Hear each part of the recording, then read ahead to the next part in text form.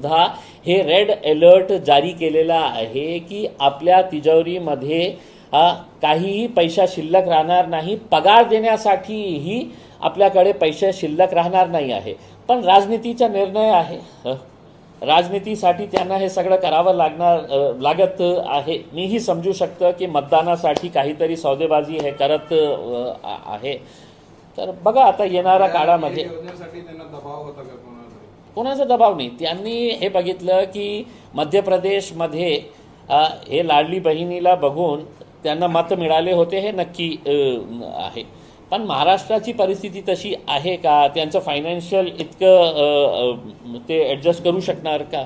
ते शक्यच नाही आहे. कारण महाराष्ट्रामध्ये शेतकऱ्यांच्या खूप मोठी गंभीर समस्या महाराष्ट्रामध्ये आहे. सगळ्यात जास्त शेतकऱ्यांची आत्महत्या इथे होत आहे. पीक कर्ज कोणीही बँक द्यायला तयार नाही आहे. पीक विमा जे आहे त्याचे पैसे शेतकऱ्यांना मिळत नाही आहे. मग एका साईडला एका वर्गाला खुश करण्यासाठी तुम्ही हे जे लाडली बहीण योजना काढलेली आहे ते आमचे सर, पण दुसऱ्या साईडला तितकंच रोष जे आहे ते शेतकऱ्यांना आपल्याला बघायला मिळत आहे. तर कहाँ पे सबको खुश रख सकेंगे? उसके अंदर जेब में कुछ पैसा रहेगा तो ऐसा बांटते रहेंगे उसके अंदर. अब पैसा ही नहीं है जेब के अंदर, ठन ठन बजना शुरू हो गया है, तो अब इनको ही जवाब देना पड़ेगा कि कितने महीनों तक किस किस का लाड़ आप करने वाले हैं. राजकीय पार्श्वभूमीवरती जरंगे पाटलांच्या बाबतीत तुम्ही काही विचार करताय का? असं काही आहे का समीकरण? तसा काही प्रस्ताव तर आलेला नाही आहे. आता जेव्हा एकटा चलोरेची भूमिका मी घेणार आहे आणि मी पहिलेही याच्या बाबतीत बोललेलं आहे. राजनैतिक पक्षासोबत आपण अलायन्स करू शकतो. जातीच्या आधारावर करणं मला असं वाटतं हे योग्य ठरणार नाही आहे. आणि आज एक खरी गोष्ट आहे की जरांगे पाटील साहेब जे आहे एक मराठा समाजाचा एक चेहरा म्हणून एक उभे राहिलेले आहे. तर ते मला असं वाटतं की एक योग्य ठरणार नाही जातीच्या आधारावर. ते पक्ष काढलं तर आम्ही पक्षासोबत जाऊ शकतो, त्यांच्या पक्षासोबत जाऊ शकतो, कुणाच्याही पक्षासोबत आम्ही जाऊ शकतो. पण जातीच्या आधारावर हे करणं मला वाटतं की बरोबर होणार नाही.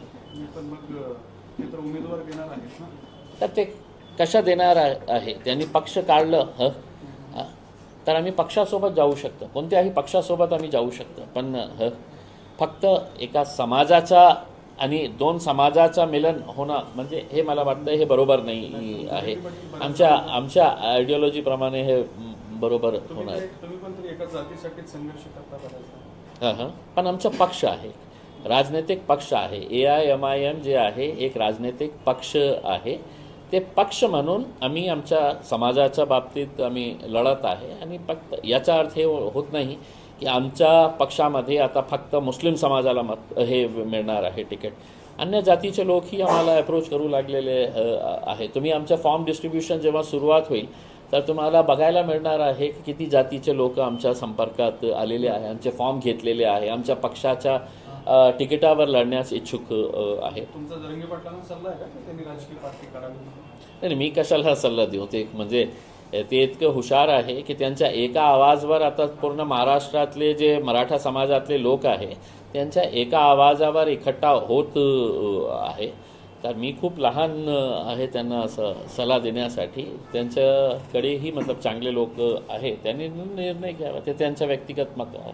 जरांगे पाटील यांचं उपोषण सुरू असताना तुम्ही इथून आंतरवालीला गेला, तिथं जाऊन त्यांना समर्थन दर्शवलं. मात्र गेल्या 10 दिवसांपासून संभाजीनगरमध्ये देखील मराठवाड्यातल्या मराठ्यांना आरक्षण मिळावं म्हणून एक तरुणी क्रांती चौकात उपोषणाला बसलेली आहे. बघा, मी तर माझं मत स्पष्ट आहे की सरकार जे आहे आज महाराष्ट्रामध्ये कुणाची सरकार आहे तर भारतीय जनता पार्टी, एकनाथ शिंदे आणि अजित पवार साहेब. त्यांना निर्णय घ्यायचाच असेल की आपल्याला द्यायचंच आहे तर एका दिवसामध्ये ते निर्णय घेऊ शकतं. पण त्यांना द्यायचंच नाही म्हणून बिचारे इतकं वर्ष झालेले आहे ते असंच त्यांना हे कमिटी स्थापित करतं, ते एक स्टडी कमिटी करतो. आता मंत्री येतो, मंत्री त्यांच्या कानामध्ये काहीतरी बोलतो. तर दुर्दैव आहे मला असं वाटतं की फक्त उल्लू बनवण्याचं हे काम सुरू आहे सरकारच्या वतीने. आणि जे विपक्षमध्ये बसलेले आहे त्यांचीही सरकार होती. ते आज ज्या प्रकारे सरकारवर हे बोट दाखवत आहे की हे करत नाही, मग माझा प्रश्न हे आहे की तुमचीही सत्ता होती, तुम्हाला द्यायला होतं तर तुम्ही त्यावेळी दिले असते. मग जेव्हा सत्तेमध्ये असते तर सगळ्यांना विसरून जायचं, विपक्षात आले की फक्त एकमेकांवर बोटं दाखवायचं काम करायचं. आता अनेक जे विरोधी पक्षामध्ये बसलेले लोक आहे त्यांना मी एक प्रश्न विचारतो की मुस्लिमांच्या बाबतीतही तुम्ही का निर्णय घेतला नाही जेव्हा आपली सत्ता होती? मुस्लिम आरक्षणाच्या बाबतीतही आपल्याला घ्यायला पाहिजे होतं ना. आमच्यासाठी तर कोर्टानेही होकार दिलेला होता, तर त्यावेळी तुम्ही घेतलं नाही काही निर्णय. आता सत्तेमध्ये आलेल्या लोकांवर बोटं दाखवायचं. सुशीलकुमार शिंदे मागे गृहमंत्री होते देशाचे, त्यावेळेला त्यांनी लाल चौकात भाषण केलं. ते म्हणजे एका व्यक्तीने मला सांगितलं भाषण करा, मी केलं, त्यामुळे मी लोकप्रिय गृहमंत्री झालो. काश्मीरला जाताना मला भीती वाटायची असते. नाही, म्हणजे देशातला गृहमंत्री असणारा माणूस असा म्हणत असेल तर एक म्हणजे खूप चिंतेची बाब आहे आणि दुर्दैव म्हणावं लागेल. कारण काय आहे की ज्या टाईमला काश्मीरमध्ये आतंक होतो तर त्यावेळी आपण आपल्या लोकांना, काश्मीरी लोकांना हिंमत देण्यासाठी की मी तुमच्या पाठीशी उभे आहे, देश तुमच्या पाठीशी उभे आहे, असं वक्तव्य करायला पाहिजे होतं. हे सांगणं की म्हणजे मला भीती वाटायची तर त्यांनी आम्हाला सांगायला पाहिजे होतं की मला भीती वाटते की तुम्ही जा, इम्तियाज जलील तुम्ही जा, असद ओवैसी साहेब तुम्ही जाऊ शकता का? मी गेलो असतं, तुम्हाला भीती वाटली असती तर. मग तुम्ही गेलं तर तुम्हाला धोका नाही ना, कशाला? म्हणजे नाही, असं नाही आहे, म्हणजे हे सांगणं बरोबर नाही आहे. पुन्हा बीफ वरून एक जो अपघात केला होता नागपूरमध्ये, त्यावरून बोलताना संजय राऊत असं म्हणतात की बावनकुळेंचा जो मुलगा आहे संकेत बावनकुळे याच्या हॉटेल बिलामध्ये बीफ कटलेट आढळलेला आहे, त्यामुळे हेच काय यांचं हिंदुत्व. एकीकडे असं राऊत म्हणतात तर दुसरीकडे संजय शिरसाट त्यांना टोला लगावतात. त्यामुळे बीफ वरून पुन्हा राजकारण सुरू झालं. काय वाटतं तुम्हाला? अरे मला असं वाटतं की संजय शिरसाटने किती वेळा बीफ बिर्याणी खाल्ली असेल, आजही खात असेल. हे नाटक आमच्या समोर दाखवू नका की बीफचा आम्ही विरोध करतो, हे करतो. गपचूप किती वेळा खाल्लं असेल, त्यांचं बिल आम्ही काढलं तर त्यांच्या किचनमध्ये जाऊन बघितलं तर तेही सापडतील आपल्याला. हे काय राजनीतीसाठी काही संजय राऊतांनी काढलं, त्यांना विरोध संजय शिरसाटांनी केला. नाही, पण संजय शिरसाट नाही खात असेल का? तुम्हाला काय वाटतं की उसमें किती वेळा खाल्लं असेल कबाब वबाब उसमें, त्यांनी सगळं खाल्लं असेल. आणि बावनकुळे साहेबांचे हे म्हणजे सगळ्यांना माहीत आहे की आज बीफवर जे ट्रेनमध्ये जे घटना घडलेली आहे, हे खाणारे लोक वेगळे, सत्तेमध्ये बसलेले किंवा विपक्षातमध्ये बसलेले, हे सगळे खाणारे लोक आहे.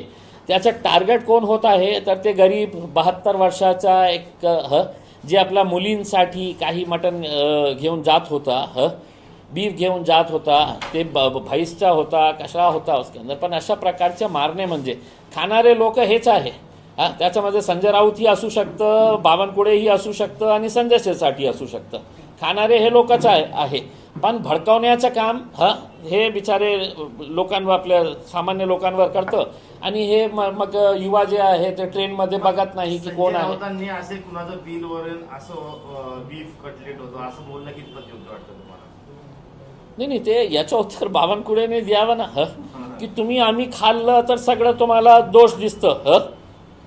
बीफ खाल्लं म्हणजे आम्ही देशद्रोही होतो आणि तुमचा मुलगा खाल्ला तर त्याच्या बाबतीत काही नाही आहे. त्यांनी बावनकुळेने तर त्यांच्या मुलगाला असं विचारायला पाहिजे होतं की कशी होती रे ते कटलेट, बीफ कटलेट, माझ्यासाठी का नाही आणलं तू? आपण सोबत बसून खाल्लं असतं ना, मी, देवेंद्र भाऊ आणि सगळे आपले मंत्री. कुठून खाल्लं होतं? आमच्यासाठी पण आण नेक्स्ट टाइम गेलं तर. आणि ते बिलवाल्याला सांग ते बीफ त्याच्या मत टाकू नका, फक्त कटलेट टाक. तुमच्यासोबत ह्या सगळे राजकारणी जे आहेत छत्री सिनियर, तुम्हाला कोणासोबत जेवणाचा बऱ्याचदा प्रसंग आलेला आहे, तर त्यांच्यासोबत कोणी बीफ खाते तुमच्यासोबत किंवा? अरे सब खाने वाले हैं, सब नाटक करते हैं इसके अंदर, सब खाने वाले हैं इसके अंदर, बंद दरवाजे के अंदर सब खाने वाले हैं इसके अंदर. चलिए सर, ये बस करो रे, अभी ये मीटिंग मेरी 4 बजे की मीटिंग है, उसके बाद में है तो ये आपको इसके साथ भी देता हूँ.